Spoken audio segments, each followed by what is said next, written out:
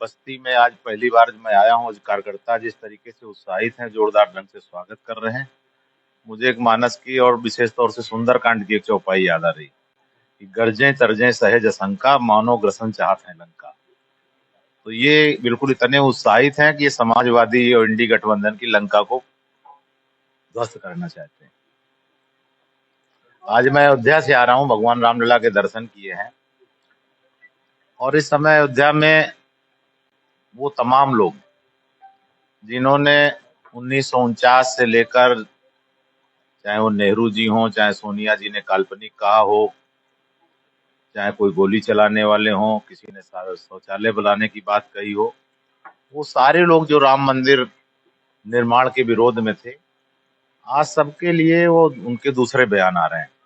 मैंने आज कहा है कि मैं मोदी और योगी जी से मांग करता हूं कि जिन जिन ने राम मंदिर निर्माण में अड़ंगेबाजी लगाई थी, जिस तरह से बयान आए थे, उन सब लोगों के लिए भी जो प्रस्तावित एक मस्जिद बनने वाली है, उसी के बगल में कुछ जगह अलाट करा दें और एक राम विरोधी ट्रस्ट भी बना दिया जाए, ताकि वो लोग सुकून के साथ अपने काम के लिए, कि उन्होंने कितनी अड़ंगेबाजी की, अपने कारनामों को वो अपना स्मरण करें और उनकी पार्टियों के नेताओं को ही उसका ट्रस्टी बना दिया जाए, जिन जिन ने राम मंदिर निर्माण में अड़ंगेबाजी किया था। और जैसे हज करने जाते हैं तो लोग शैतान को पत्थर मारते हैं, हिंदू समाज भी आगे आने वाली पीढ़ियां कि कौन कौन लोग थे जिन्होंने राम मंदिर निर्माण में अड़ंगेबाजी की थी, बाकी मैं उन पर छोड़ता हूँ कि वो पत्थर मारें, कि उन पर थूकें या जो भी करें। उनके प्रशंसक क्या करते हैं जो राम विरोधी हैं। लेकिन एक जरूर मुझे लगता है कि वहाँ जिन जिन ने अड़ंगेबाजी किया उनका भी वर्णन होना चाहिए समाज के आगे आने वाली पीढ़ियों को, क्योंकि ये पीढ़ी तो देखा है, आगे आने वाली पीढ़ियों को राम विरोधियों का जो कारनामे हैं उनके बारे में भी जानकारी हो। इसलिए एक राम विरोधी ट्रस्ट हो जिसमें ये सब कांग्रेस, सपा, केजरीवाल जो जो लोग बयान देते, कोई शौचालय बनाने की मांग करता था, कोई राम को काल्पनिक बताता था, कोई गोली चलाता था कि मैं तो मस्जिद बचाने के लिए कुछ भी कर सकता हूँ, ये सारे वर्णन भी उसमें अंकित किए जाएं उस राम विरोधी ट्रस्ट में और इन सबको ट्रस्टी बनाया जाए। मैं यही कहूंगा कि 2024 के चुनाव में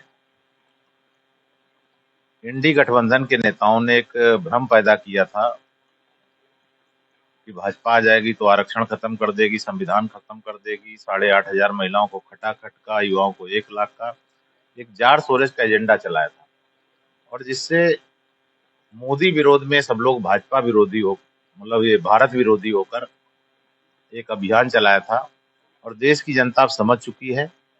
उसके बाद से जितने चुनाव हुए, हरियाणा हो, महाराष्ट्र हो, दिल्ली हो, बिहार हो, बंगाल हो, असम हो, अब इंडी गठबंधन को हरा नहीं रहे हैं, बुरी तरह हरा रहे हैं और भाजपा को प्रचंड बहुमत जिता दिला रहे हैं। मैं इतने कहूंगा कि इन जो मोदी विरोध में भारत विरोधी हो गए हैं, ऐसे दलों को पहचान लीजिए। ये एसआईआर में घुसपैठियों का समर्थन करते हैं, कौन भारत का नागरिक चाहेगा।